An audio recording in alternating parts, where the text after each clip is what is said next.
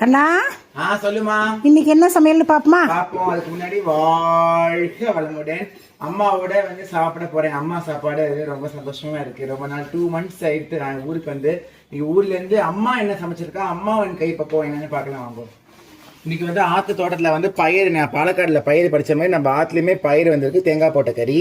அதுக்கப்புறம் வந்து பாத்தீங்கன்னா அகத்துக்கீரை வந்து மசியல் மாதிரி பண்ணிருக்கா சூப்பரா, பருப்பு போட்டு. ஆமா, இல்லாமல் அப்பாவுக்கு வந்து கழுத்துக்கு பருப்பு ரொம்ப முக்கியமாக தேவைப்படும். ஸோ அதனால கழுத்துக்கு பருப்பு. ஆற்று முருங்கைக்காயில் வந்து சூப்பராக வத்த குழம்பு. அப்புறம் வந்து பார்த்தீங்கன்னா வந்து வெண்டைக்காய் கறி, வந்து வறுத்த கறி, ஒரு தேங்காய் போட்ட கறி, ஒரு வறுத்த கறி. அப்புறம் இங்கே பாருங்க சாதம் வந்து கொதிச்சுட்டே இருக்குது அப்புறம் வடிக்கிறதுக்கு. ஸோ இதான் வந்து பார்த்தீங்கன்னா இன்றைய சிம்பிள் சமையல். எப்பவும் கூட தயிர் நெய் யூஸ்வல் உள்ள இருக்குது.